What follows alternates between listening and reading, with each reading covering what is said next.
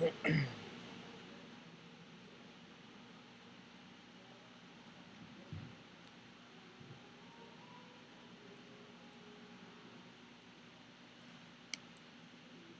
you hear me? Try out a try out a transition. Hey Mark, how you doing? So I'm messing around with the OBS here, and I'm gonna try a little. We got the transition tool. So before I do that, you're looking at a picture of Motley Mill. She's a very nice lady. She's also known as Chef Mill. She's a chef in Los Angeles. She's also a really good drummer, and she's also a really good model. And that's a picture of Motley Mill that was taken by my longtime collaborator, a guy named John White in Los Angeles. And so a while ago, John and I came up with this thing that we wanted to do. That was take pictures of models. And hey, Rob. So the deal was that we made is we're going to take pictures of models, and the idea is never to shoot for over 2 hours, because if it takes you that long to figure everything out, like you don't know what you're doing. I've been on 6-hour shoots, 8-hour shoots before with a photographer, and it's torture, and it's not fun. It's not good for the model. It's not good for the makeup people. It's not good for me. It's not good for anyone involved except for the photographer, who doesn't know what he's doing usually most of the time, or she doesn't know what she's doing. But I mean, there's exceptions to that rule. There's really crazy photographers that do super amazing stuff, and it takes all day to set up, and I get it. In this case, I think that John has really come a long way. And so, Mel, that's my studio in LA. She's just like squatting there, and I'm off camera, spilling a bunch of water onto this umbrella. And luckily, we have concrete floors there, so we're able to make a mess. We pour blood on people, dye, all kinds of shit. It's just a good space to work in. Just get some towels and clean up everything when you're done.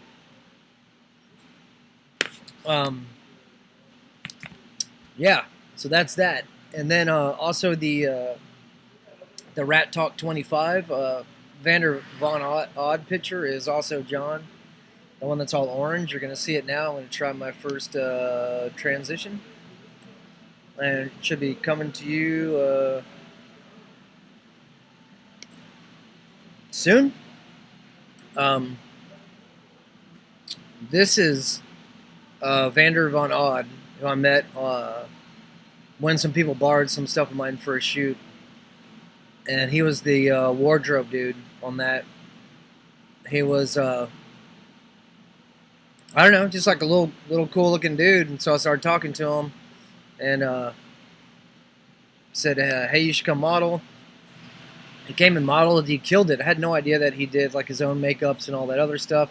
Then later on, he ends up on Dragula, and I think he goes all over the place now, doing really cool horror, drag, and just a talented dude. So when I talked to him about this shoot, what you're seeing here in this picture is the Clive Barker ancient Cenobite suit that we built for Clive way back when. It was a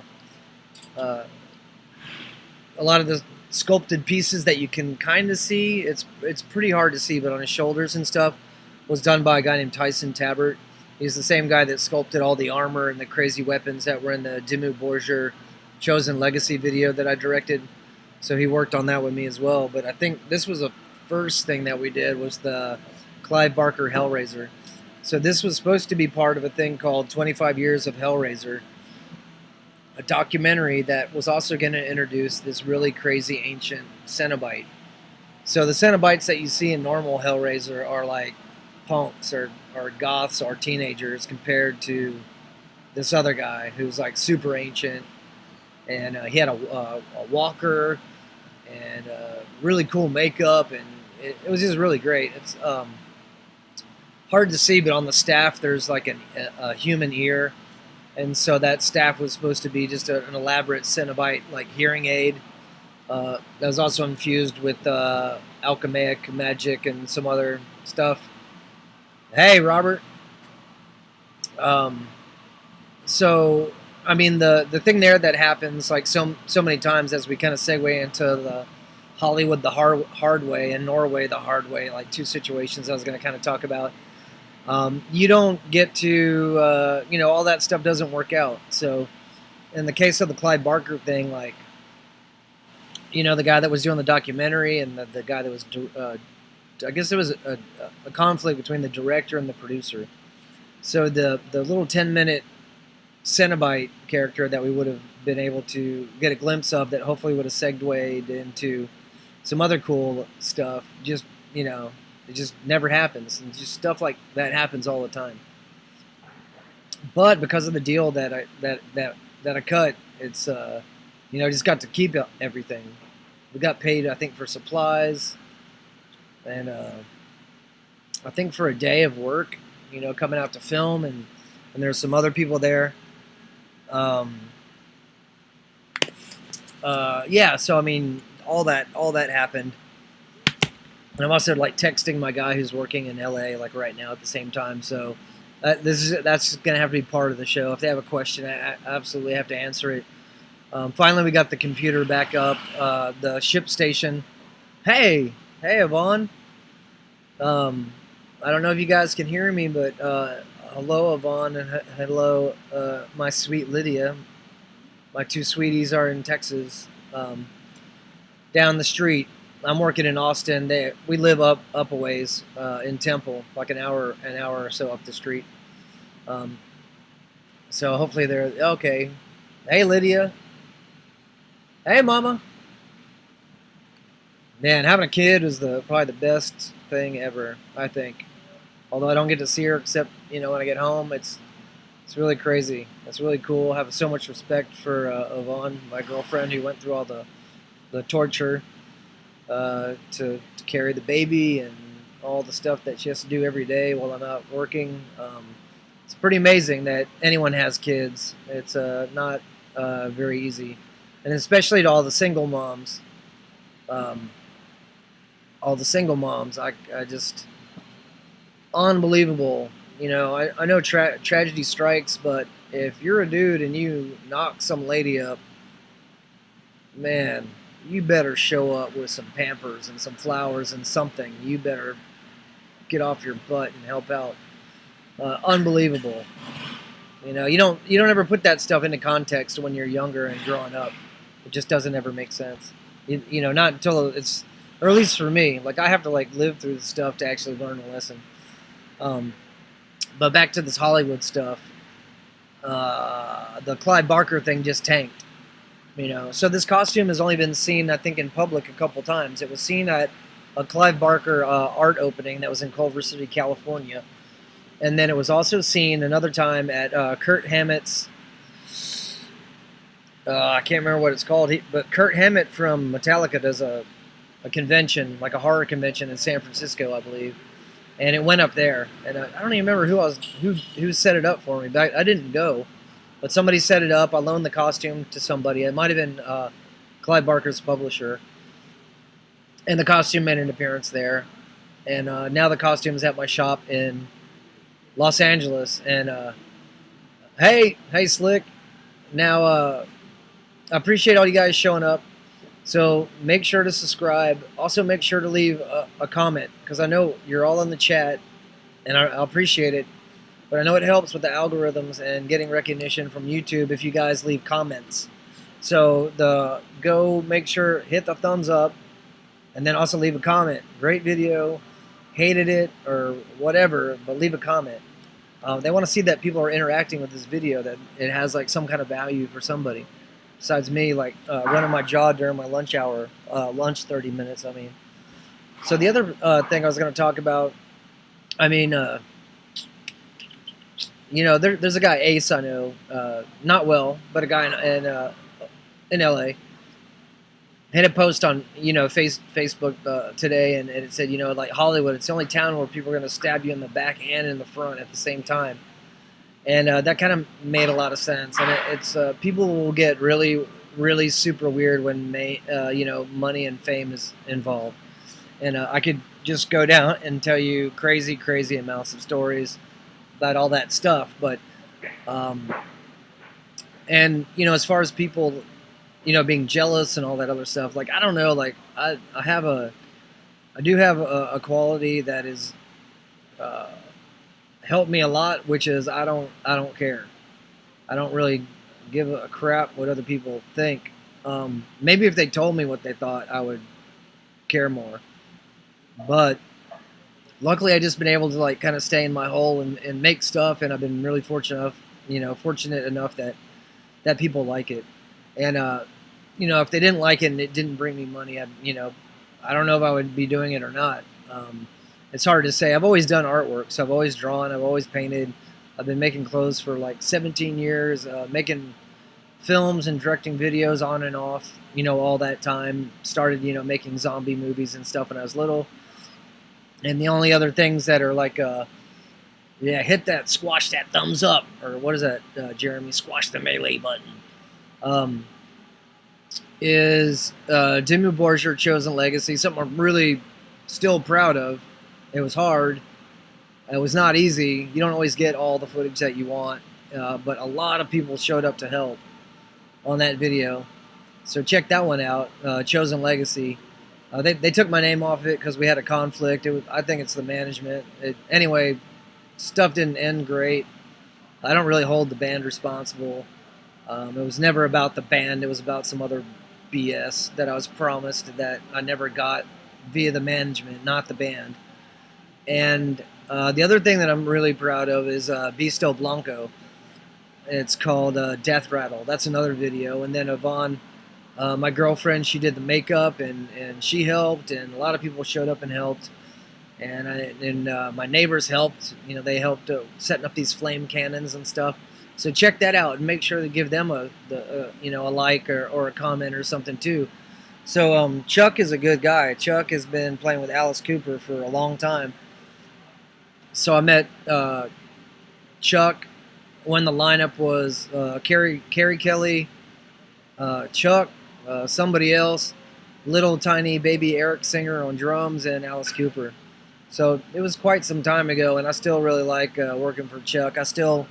We're talking right now about doing some more stuff for Bisto. Is going to do another run, and then also Calico, who is Alice Cooper's daughter, is also in Bisto Blanco, and she also sang on the Die Fast new single called "Like to Do Stuff." And so Die Fast has a channel on here. I need to start doing some content over there, but you can go subscribe there too. It all helps. It all helps. And this stuff, it's growing, slowly. Slowly I'm getting more subscribers, and I'm not going to stop doing it. I'm not going to give up until I have thousands and thousands and thousands of subscribers, and we can do tutorials about drawing and about fashion, and hang out and talk about what's going on in the world. And I kind of, I did kind of touch on Norway the hard way, which was the hard lessons I learned about dealing with management of bands and stuff.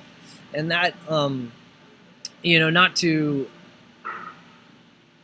as far as Norway goes, yeah, I have to point out their management. I don't want to name the people or the management company. It doesn't matter.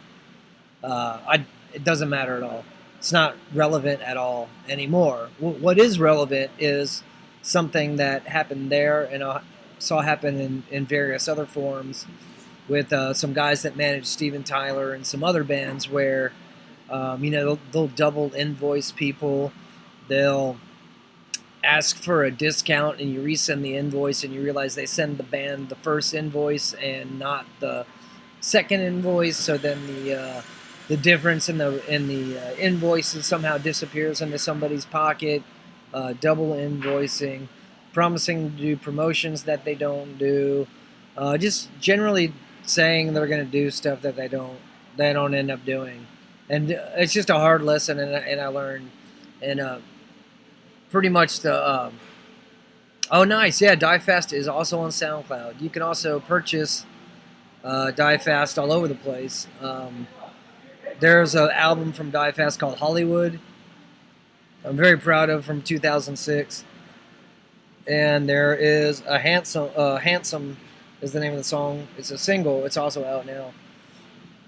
So I do appreciate a lot, any support that goes to the music. 'Cause I started out doing music first, ended up in fashion. I think I'm the only designer that's done all the huge bands that I've done that is actually plays in bands as well, which I think helps me a little bit, I guess. I don't know. I do think that the guys in Motley Crue and Steven Tyler, from the time it was working out, appreciated that. I guess that, I don't know. I'm not really that starstruck by anybody because, I mean, you just don't know who they are. I mean, I think Steven Tyler is definitely the most nervous I've been around somebody, besides Iggy Pop. Oh yeah, okay. And so Mark keeps on bringing up these albums, and I'll definitely talk about these albums too. Live Ammunition is also good, I think, an all right record.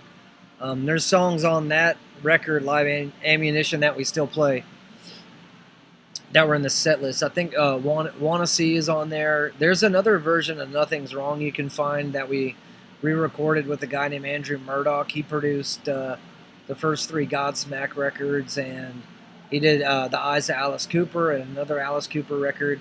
And he ended up producing a record that's still not out because it takes so effing long to get anything done when you don't have tons of cash to do it. And this album is even done on the amazing good grace of Andrew Murdoch. He's been setting, time aside when he can and helping me to get this record done. I think it's done. Now is just trying to see like if the mixes are all gonna work, and I don't it hasn't been mastered, but it's a good record. It's a good record, I think. So the thing I learned about the management is just I don't like the management at all. So with Steven Tyler, I barely worked with the management.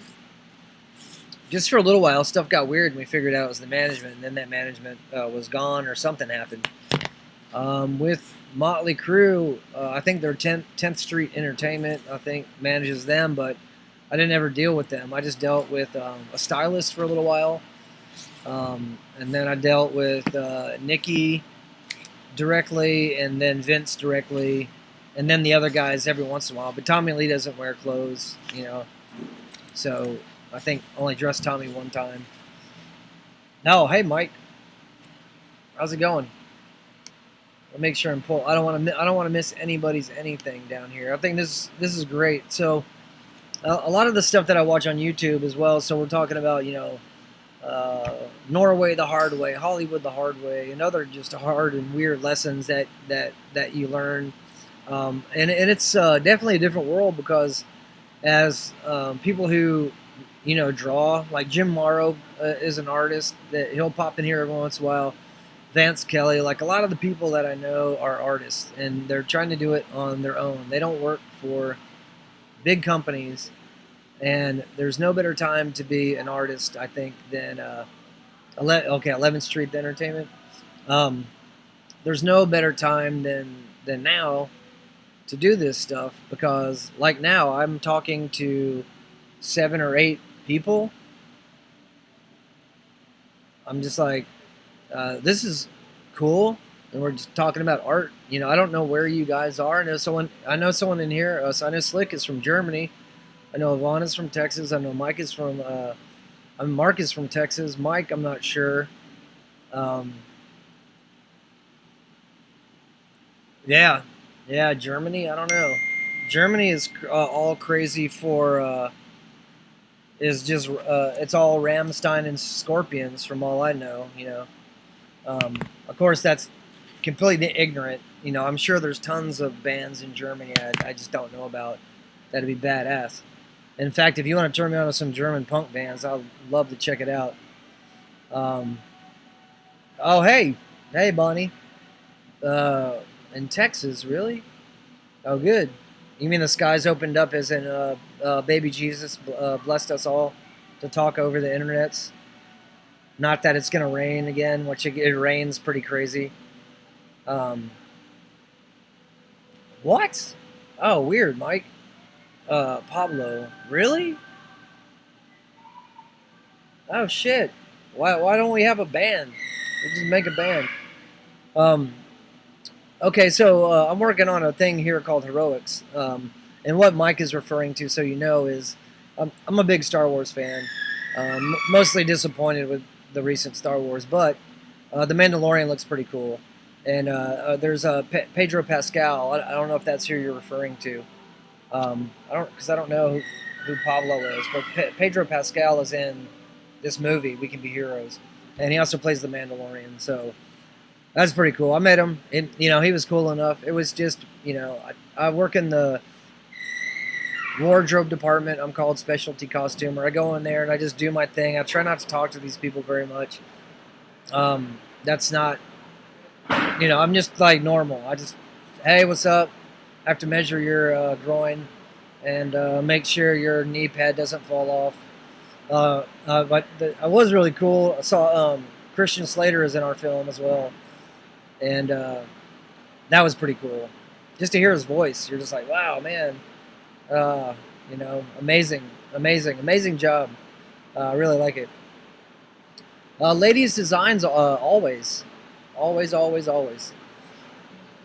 It's because I'm a guy, it's easier for me to just do guy stuff. At one time there was I had a female business partner, and there's more ladies stuff was happening then. But the Sith Assassin's jacket is a ladies cut. It kind of depends like what you're looking for exactly. There's so many patterns out in LA for ladies stuff. I would say that ladies are it's kind of a hard guess.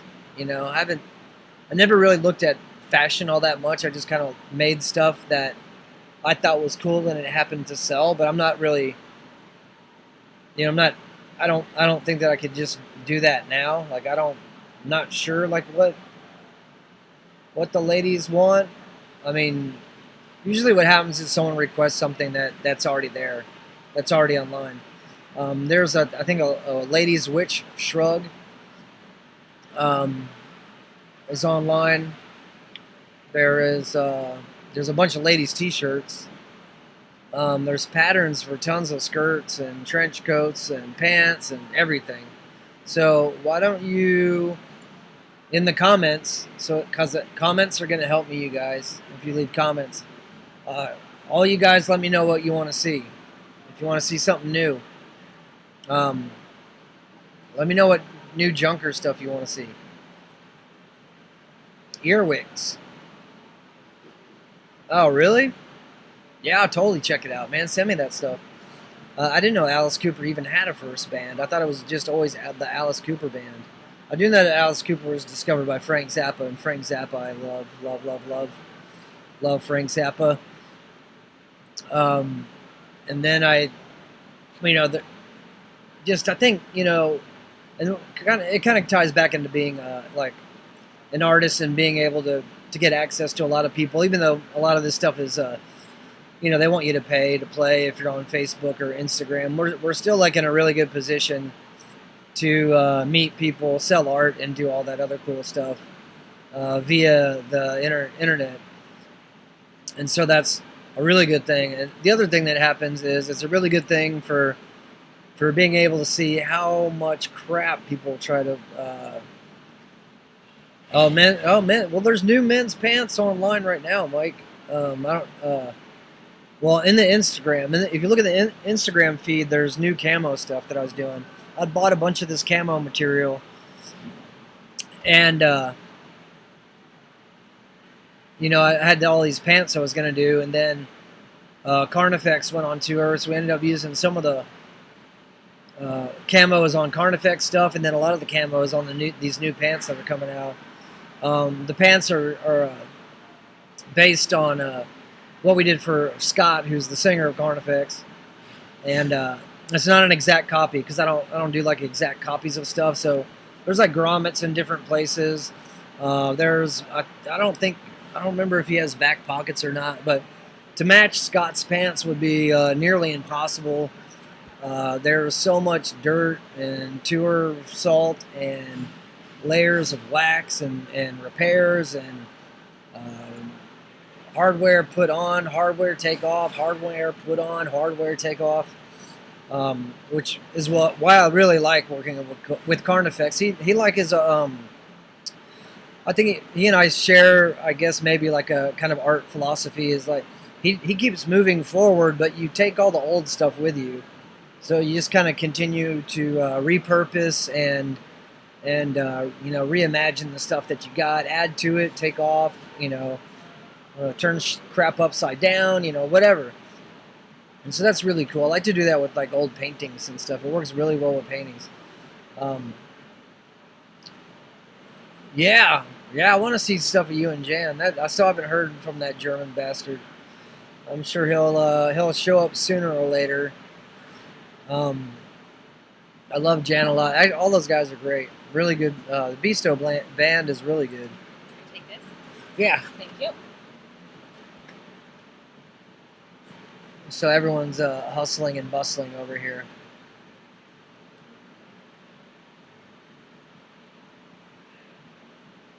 Yeah, I'm just reading Mike and Mark's comments. So Mike is asking if I prefer the leather or wax denim that's used on film a lot these days, or do I have a preference? The thing is that with bands and with film, the preference is always with the client, because you can't murder these people. But also in another way, you know, clients and movie stars understand that the costume designer has leather, for instance, in mind for a reason. They don't pull it out of their butt because you know, it's going to be hot and everything, and everyone realizes that there's a sacrifice that's going to happen. It's not that bad. I mean, these places are pretty heavily AC'd, but in Texas right now, it's really crazy hot. If I had a preference, it really depends on the situation. Now, I like leather, and you can wax leather. We've done that, and you can wax denim. I would like, it just depends. It just depends on what is the purpose. Some of the stuff that they used for Sin City would shock you, like the Nina Proctor, who's the costume designer here, has shown me a lot of the stuff that's the Marv stuff from Sin City, and it is thin fabric that's mostly silver. When you look at the film, you think it's black and maybe shiny, but it's mostly gray silver. And it just all has to do with the lighting and how they crushed everything. So that also has a lot to do with it, like in the movies, as far as like what you're going to use for stuff. Wax denim for you, Mark.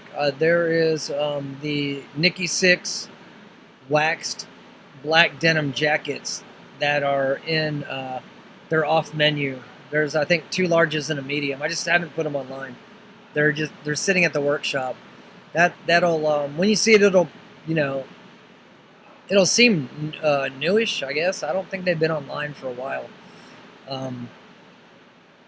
We do need rain. Like our yard is cracked earth.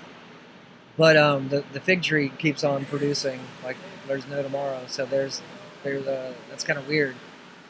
And I don't think I water the fig tree at all, unless Savon's doing it while I'm gone.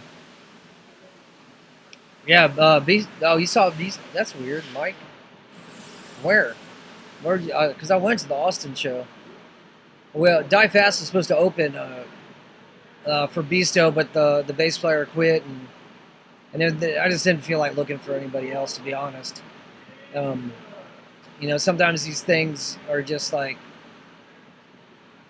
I was like, you know what? I'm not gonna bust my butt to pull all this stuff together when it seems like no one else, was really caring that much about what was going on with the band. And there was kind of like this, we didn't have a guitar player. I was gonna have to find a replacement guitar player. There's just a lot of crap going on. It's just better just to leave it alone. I knew I was gonna leave town. I mean, I got an offer to leave town, so I was like, I don't care. I can cancel the shows for the next 2 months. Yeah, that's where I saw him at Come and Take It Live. I was there also, Mike. It was cool. Um, so yeah, those were the two things. Like, so we got, some important lessons about Hollywood, important lessons about dealing with managers in general, and the other stuff I think that's listed that I should probably just talk about anyway is more Star Wars, because I like talking about Star Wars because I grew up on that Star Wars stuff, and now it just looks like it's you see a lot of the I've been watching a lot of other people's take on the trailer and everything like that, and it is weird not like to kind of not care. You're just like, yeah.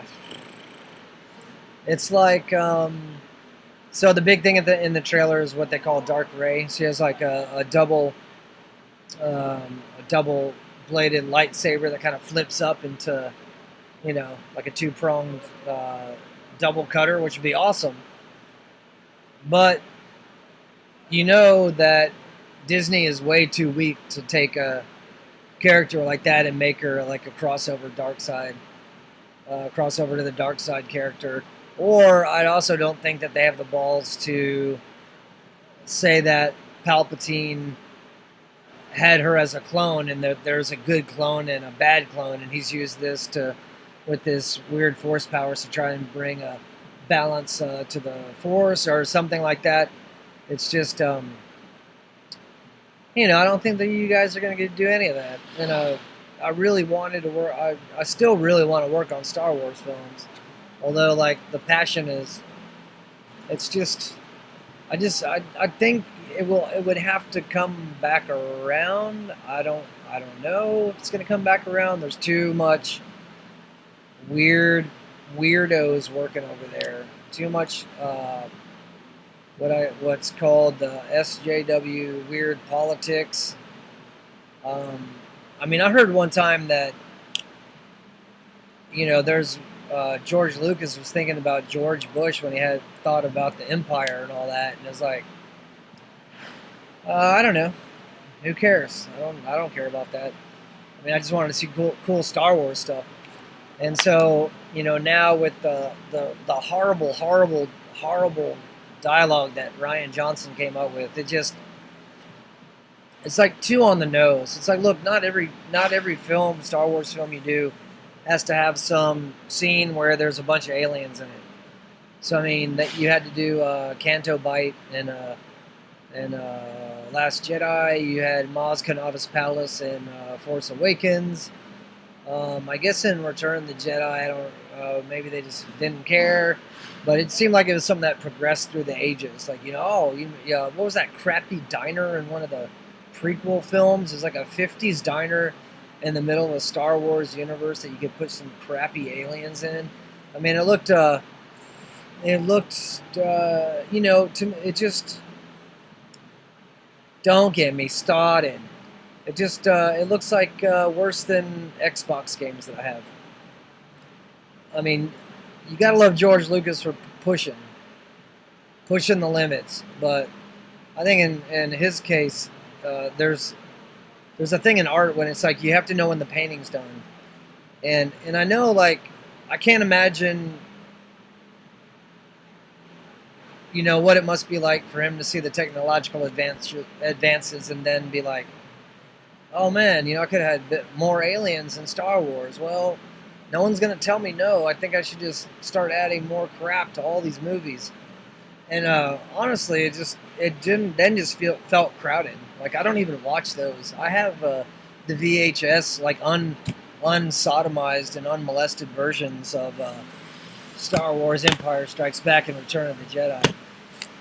And personally, like, there's stuff that I would stick in there. Like, I think it's in Star Wars. I mean, you're not going to, I wouldn't hate to see the Millennium Falcon taking off from Tatooine in a more, I think there's a dramatic shot they added. I mean, that's fine. And then, like, they did some stuff to Cloud City, so Cloud City didn't seem so, like, claustrophobic.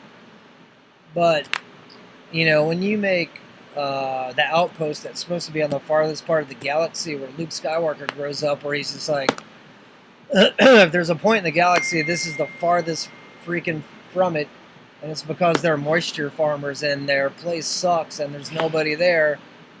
It doesn't make sense to then put Tatooine or Mos Eisley and turn it into a giant spaceport. What the F? But, literally I could go on and on and on and on and on and on and on and on and on about that. But time, my friend. I need more time. Effort. But I got to go back to work. And once again, make sure you're subscribed. I think most of you guys are. Make sure you like the video. Don't F me on that. Please just like the video. And then leave a comment about the video. Video was terrible. Talked about Star Wars too much. I liked the video. Or just show me more of Motley Mel. That should make everyone happy. But I'll be here again tomorrow. That's my pleasure. I really appreciate it. I know maybe some of you guys are doing a sneak, dirty sneak during work. I like to think that. It doesn't mean that that's what you're doing. I'll be home soon, Yvonne and Lydia. And, just thank you guys a bunch. Appreciate all the support.